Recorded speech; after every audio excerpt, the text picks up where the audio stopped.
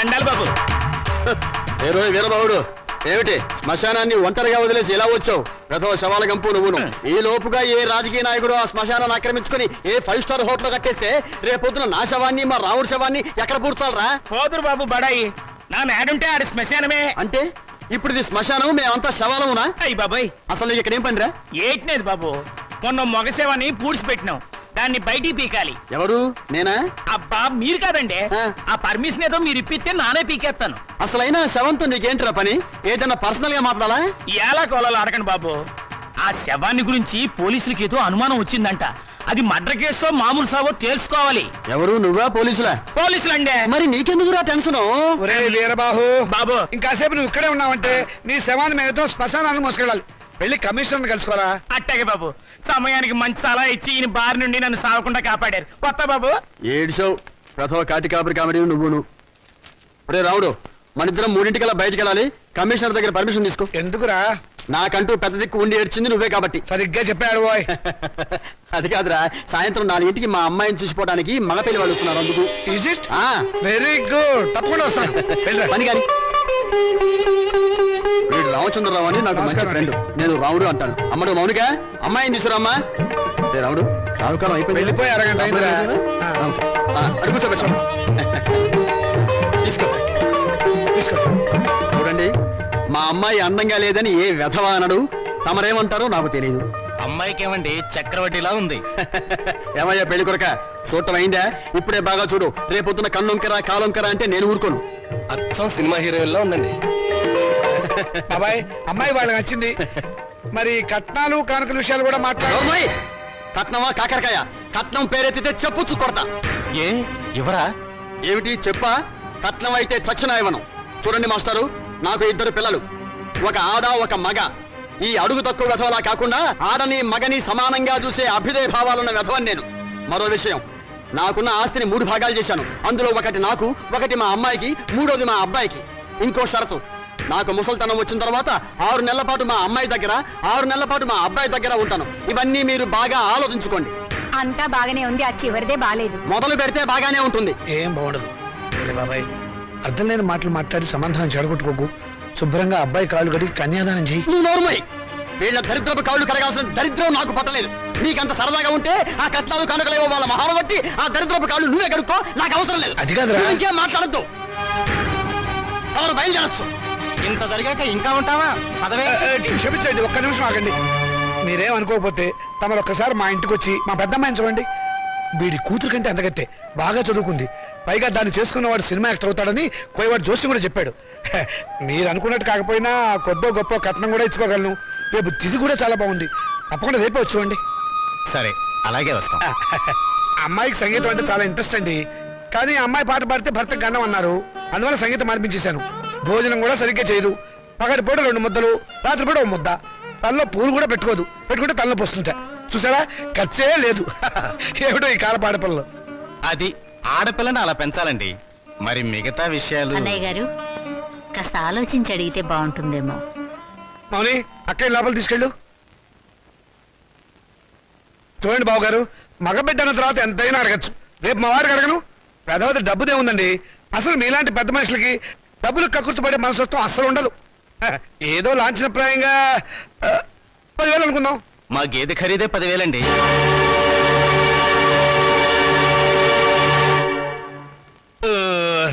సరిగా చెప్పారు. ఇంకొక 5,000. మొన్న మా వంటోడికి ఇచ్చారు.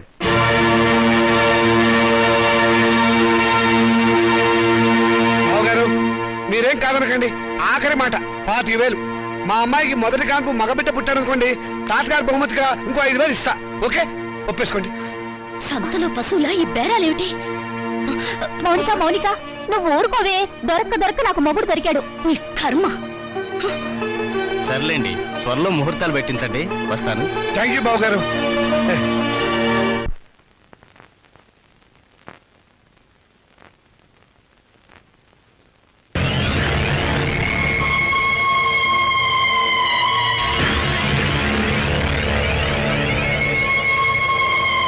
అరే, చాలా ఎంతగా ఉందే.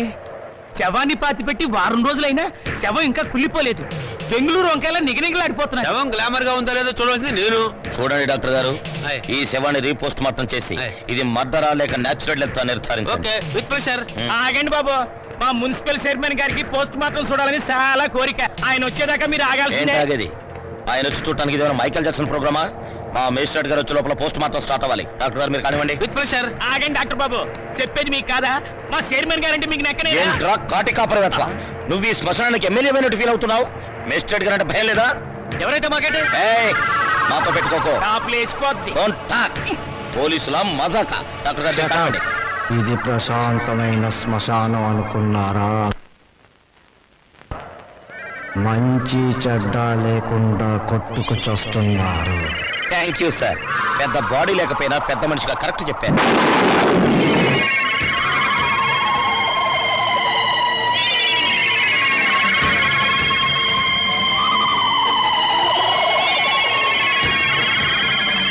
శవం సార్, శవం పారిపోతుందే. కానిస్టేబుల్ వెళ్ళండి, వెళ్ళే శవాన్ని పట్టుకోండి, లేకుండా మన ఉద్యోగాలు పోతే వెళ్ళండి. సీత సీత వస్తున్నానండి. ఈ నెల 10వ తేదీ ఉదయం 10 గంటలకు ముహూర్తం. పనులన్నీ స్పీడ్ గా జరగాలి. వీడెక్కడా?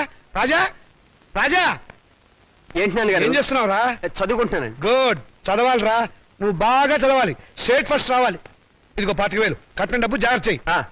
అంత డబ్బు ఎక్కడదండి? ఒంటికి ఆమదం రాసుకుని గోచి పెట్టుకుని రాత్రి దొంగతనం చేశా. ఆడది వేసే ప్రతి చచ్చు ప్రశ్నకి సమాధానం చెప్పే చవడదొద్దామని అనుకుంటున్నావా? నానా, నాకు ఉద్యోగం వచ్చింది. Very good. చూసావటే నా కొడుక మజాక. కానీ ఏంటో నసుకుతున్నావు? 30,000 డిపాజిట్ కడితే గానీ నాకు ఉద్యోగం ఎవరండి? 30,000? నాన్న, వెద ఉద్యోగం పోతే పోయింది. ఇవాళ కాకపోతే రేపు వస్తుంది. ముందు చెల్లి పెళ్లి ముఖ్యం. పెళ్లి వాళ్ళు కాకపోతే రేపు అవుతుందిరా. ఉద్యోగం రేపు రాదు. కట్టం డబ్బు 25,000 ఉంది కదా, తీసుకెళ్ళి డిపాజిట్ కట్టు. మరి పిల్ల పెళ్లి ఆగిపోతుందే. ఇది అన్యాయం నాన్న. ఒకరికి న్యాయం జరగాలంటే ఇంకొకరికి అన్యాయం జరగాలి, తప్పదు. ఇంకో 5,000 తగ్గుతుంది నాన్న. ఆడపిల్లల ఒంటి మీద నగలున్నాయి కదా, వాటితో అడ్జస్ట్ అవుదాంలే. ఈ పెళ్లి ఆగితే అది చస్తుంది. చస్తే చస్తుంది, నాకు ఖర్చు తగ్గుతుంది. పక్క పెళ్లి ఆగిపోతే నేను ఊరుకోను. ఏం తిరుగుబాట? పొరపాటు జరిగినప్పుడు తిరుగుబాటు తప్పదు. ఒక బిడ్డ కడుపు కాల్చి ఇంకో బిడ్డ కడుపు నింపాలనుకోవడం అన్యాయం. ఒంటెల మీద కొట్టినప్పుడే ఓర్చుకున్నాను, ఈ చెంపదెబ్బ భరించలేనా? పాపం పిచ్చిది, పెళ్లి మీద ఆశలు పెట్టుకుంది. ఈ పెళ్లి ఆగితే దాని గురించి లోకం ఎన్ని రకాలుగా మురుగుతుంది. అమ్మాయి అన్నది నిజమే కదండి. ఇది ఆడవాళ్ళ రాజ్యం కాదు, నా రాజ్యం, నా కొడుకుల రాజ్యం. నోరు మూసుకో. ఏ తప్పు మాట్లాడిందని నోరు మూసుకోవాలి? మీ అధికారం అహంకారం మా స్వేచ్ఛని ఎంతకాలం ఇలా చంపుతాయి? ఏ మగపిల్లలతో సమానంగా బతికే హక్కు కూతుళ్ళమైన మాకు లేదా? లేదు. ఎందుకు లేదు? ఇలాంటి పిచ్చి ప్రశ్నలు అడిగే రోజులు వస్తాయనే. ఆ రోజుల్లో ఆడపిల్ల పెద్ద మనిషి కాకుండానే పెళ్లి చేసేవారు. ఒకరు చస్తే సగామనం చేయించేవాడు, చేయకపోతే గుండు గీసి ముసుగేసి మూల కూర్చోబెట్టేవాడు. అంతెందుకు, మనకి 2 చేతులు ఉన్నాయి. కుడి చేతుకున్న విలువ ఎడమ చేతుకుందా? లేదు. ఒక శరీరంలో బాగలేక ఎంచేత జీవితంలోనూ అంతే. కొడుకున్న విలువ కూతుళ్ళకి లేదు. మాకు జవసత్వాలు ఉడిపోతే మా నోట్లో ఇంత జావ పోసేది కొడుకు. రేపు చస్తే కొరువు పెట్టేది కొడుకే, బూడిద ఎత్తిపోసేది కొడుకు, పిండాలు పెట్టేది కొడుకు, ఆఖరికి పున్నామ నరక నుంచి తప్పించేది కొడుకే. అది పిచ్చి నమ్మకం. మీ వీప్ మీద ఎన్ని పుట్టుమచ్చలున్నాయో మీరు చూసారా? చూడలేరా? కానీ పున్నామ నరకం చూసినట్టు మాత్రం మాట్లాడతారా? పెట్టిన పిండాన్ని ఆడకాకులు మగకాకులు కలిసే తింటాయి. కాకులకున్న స్వతంత్రం కూడా మాకు లేదా? కాకులు పితృదేవతలైనప్పుడు కన్న కూతుళ్ళు కావలసిన వాళ్ళు కారా? మరైతే నాకు పెళ్లి కాదా? ఏడిస్తే వాళ్లకు మరీ చులకనగా ఉంటుందక్క. కన్నీళ్లు తుడుచుకో. పరిస్థితి అర్థమైందిగా. నా మాట విను. మళ్ళీ కాలేజీలో చేరి చదువుకో. చదివించడానికి నా దగ్గర లంకె బిందెలు లేవు. ఉన్నా దాంట్లో ఉన్న బంగారం అంతా మీ కొడుకులకి ఇవ్వండి. ఆ ఖాళీ బిందులు మాకిస్తే మేము నీళ్లు మోసుకుని బ్రతకడానికైనా పనికొస్తాయి. మౌనిక, అక్కడ నేను చదివించుకుంటానులేండి. Hello Monica, congratulations. దేనికి? Congratulations Monica. Congrats Monica. Hello Monica, congrats. ఈరోజు కాలేజ్ లో అందరికి ఒకేసారి పిచ్చి పట్టినట్టుంది. హలో మోనికా, మీరు ఒక్కరే మిగిలిపోయారు, తీసుకోండి. శుభలేఖ, పెళ్ళెవరికి? ఊళ్ళో వాళ్ళ పెళ్లికి నేనెందుకు సన్నాయి వాయిస్తాను? నా పెళ్లి కాబట్టి నేనే కార్డులు పోతున్నాను. కంగ్రాచులేషన్స్. Same to you. పెళ్ళెక్కడా? మాధురి దీక్షిత్ కళ్యాణ మండపంలో అమాప్కే ఏకం లాగా దిల్వాలియే దుల్హానియే లే జాయేంగే లెవెల్లో నా పెళ్లికి మీరు లేచి రావాలి. తప్పకుండా వస్తాను. అమ్మాయి దేవురు? మనూరే. చదువుకుందా? మన కాలేజీలోనే. మన కాలేజీలోనా? పేరేంటి? మన పేరే. మన పేరేమిటండి? మన పెళ్లి కదండి. మన పెళ్ళ? చూడండి. Srikanth, what is this? Me photo పక్కన నా ఫోటో. నీకు మేనర్స్ ఉందా? నన్ను ఏడిపించడానికి ఇంతకన్నా వేరే దారి దొరకలేదా? సారీ, ఈ రోజు April 1 కదా, ఏదో సరదాగా ఏడిపిద్దాం అనుకుంటే అంత బాధపడతావేంటి? టేక్ ఇట్ ఈజీ పాలసీ తీసుకో. ఇలాంటి వాళ్ళకి ఇది టేక్ ఇట్ ఈజీ. April 1 రోజే కాదు, ప్రతిరోజు ఆడపిల్లల్ని ఫూల్స్ చేస్తూనే ఉంటారు. మా ఇళ్లలో అమ్మా నాన్న ఎన్నో కష్టాలు భరించి రూపాయి కూడబెట్టి మమ్మల్ని ఇక్కడికి చదువుకోవడానికి పంపిస్తున్నారు. అంతేకాని ఇలాంటి వాళ్ళు బలి తీసుకోవడానికి కాదు. నీ దగ్గర డబ్బులున్నాయి, కార్లున్నాయి, మేడలున్నాయి. ఏ మచ్చపడ్డా నీ డబ్బు దాన్ని తుడిచేస్తుంది. కానీ పేదరికంలో చస్తూ బతికే పెళ్లి కాని ఆడపిల్ల మీద ఏ అపవాదు పడ్డా ఈ జన్మలో పోదు. ఆ అపవాదు పోవడానికి నాకు ఆత్మహత్య కంటే వేరే దారి లేదు.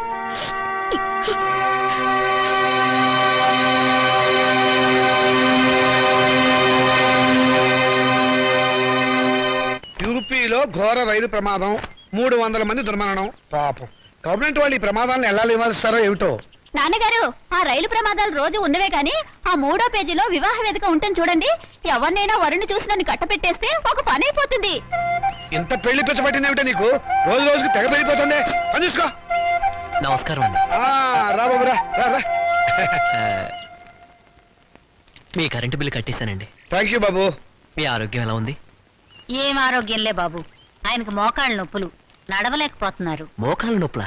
మరి చెప్పరే, నా దగ్గర ఒక అద్భుతమైన తైలం ఉంది, ఇది వాడండి. ఏమయ్యా చంద్రం, ఆకలి కాకుండా ఉంటాను, నీ దగ్గర ఏదైనా మందు ఉందా? లేదండి. ఈ దేశం బాగుపడదు. అన్నట్లు నిన్నొక్క స్వామీజీని కలిశాను, ఈ విభూది ఇచ్చారు. ఎందుకయ్యా? పెళ్లికాని ఆడపిల్లలు రాత్రిపూట నోట్లో వేసుకుని ముఖాన్ని రాసుకుంటే త్వరగా పెళ్ళవుతుందట. హాయ్, రాత్రిపూట ఇది నోట్లో వేసుకుని నుదుటికి పోసుకుంటే త్వరగా పెళ్ళవుతుందా? అంటే పగలు పోసుకుంటే ఇంకా త్వరగా అయిపోతుందన్నమాట. అయినా ఇంత కొంచెం తినడానికి ఏం సరిపోతుంది? వెళ్ళి తొందరగా 2 బస్తాలు తీసుకురా. అమ్మయ్యా, ఈ దెబ్బతో నా పెళ్లి ఖాయం. మంచిది బాబు. ఈ కుర్రాడు ఎంత బుద్ధిమంతుడోనండి. మన పిల్లల కంటేనా? లోకంలో అందరికంటే మన పిల్లలే బుద్ధిమంతులు, అందగాళ్ళని మీ ఉద్దేశం. ఏమిటే గొడుగుతున్నావు? కాకి పిల్ల కాకి ముద్దని. కూర్చోండి. ఈయన మా నాన్నగారండి. నేను టెంకే గారని పెద్ద కోటీశ్వరుడు. నమస్కారం అండి. నమస్తే నమస్తే. మై గాడ్, మీ ఇంట్లో ఏసీ లేదా? ఉండేదండి, మావిడికి ఉబ్బసం, అందుకని తీయించేశాను. పైన ఫ్యాన్ ఉంది. గోచులు పెట్టుకుని తిరిగే దేశంలోకి సూట్ వేసుకొచ్చానే, తప్పు నాది. Coffee, cool drinks, Horlicks. No thanks, no mention.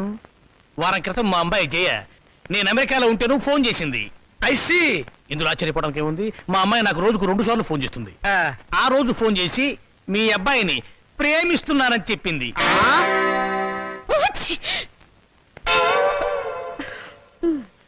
America ఎప్పుడైనా చూసారా? అనకాపల్లి కూడా చూడలేదండి. అనకాపల్లి చూడలేదు, ఆమదాల వలస చూడలేదు, అమెరికా సంబంధం మాత్రం కావాలి. డాక్టర్, ఇంగ్లాండ్ లో మైకేల్ జాక్సన్ మనవడితో సంబంధం కుదురుస్తాను, స్విట్జర్లాండ్ లో సెటిల్ అయిపోమని చెప్పారు. విన్నావన్నమాట. ఈ పూర్ ఫ్యామిలీతో కావాలంటున్నావు సంబంధం. నేను నా ప్రేమను కాదన్నే నాన్న. నువ్వు ఆ మాట మీదే ఉండమ్మా. చూడండి, మనం వాళ్ళ ప్రేమను కాదన్నాం అనుకోండి, ఏ అఘాయిత్వం చేస్తారు. వాళ్ళు అలా తొందరపడకుండా మనం తొందరపడటం మంచిది. ఏమంటారు? దాన్ని కొంచెం ముక్కు మూసుకోమని చెప్పు. వాళ్ళ కులం గోత్రం ఏమిటో కనుక్కోండి. డబ్బున్న వాళ్ళే. ఆ పిల్ల తల్లి గురించేనా అడగండి పోనీ. బాగా డబ్బున్న వాళ్ళని చెప్పానా? సిస్టర్ ఏమిటి అంటుంది?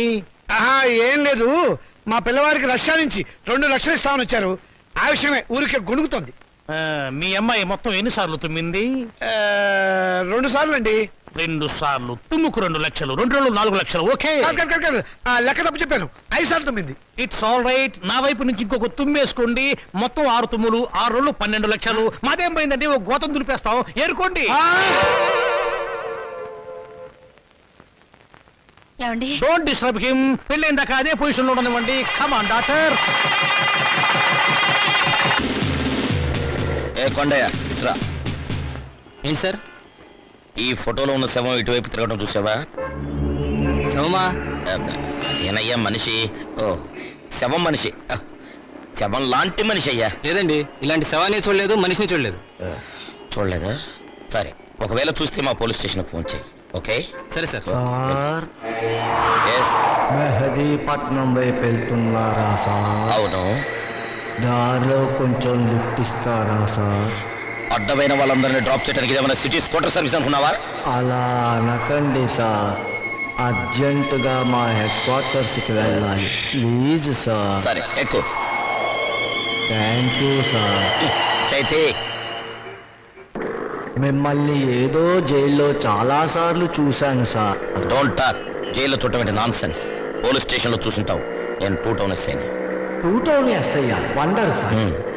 2 టౌన్ ఎస్ఐ అయి ఉండి కూడా రహస్యంగా బ్రాందీ బాటిల్స్ సప్లై చేసే స్మగ్లర్ల స్కూటర్ మీద వెళ్తున్నారు అంటే ఎంత నిరాడంబరత, ఎంత సింప్లిసిటీ సార్. షటప్. నీ పొగడత ప్రమ దరిద్రంగా ఉంది. నోరు మూసుకొని కూర్చో. అవును, మీరు ఇంత డీటెయిల్గా ఎంక్వైరీ చేస్తున్నారు. కొంపదీసి మీరు సిబిసిఐడి కాదు కదా? చచ్చా, అలా అనుమానించే ముందు వెనక ముందు చూసుకోవాలి సార్. వెనక్కు చూస్తే ముందు ఎలారికి గుద్దేస్తాను. ఇద్దరం చచ్చూరుకుంటాం. వద్దులేండి సార్, నేనే ఒక శవాన్ని. నాకు తోడు మళ్ళీ తమరి శవం కూడా ఎందుకు? మా హెడ్ క్వార్టర్స్ వచ్చింది, కొంచెం ఆపండి సార్. అలాగే. ఇక్కడ ఏంటయ్యా శ్మశానం దగ్గర పోయి ఇది మీ హెడ్ క్వార్టర్సా? మరదే.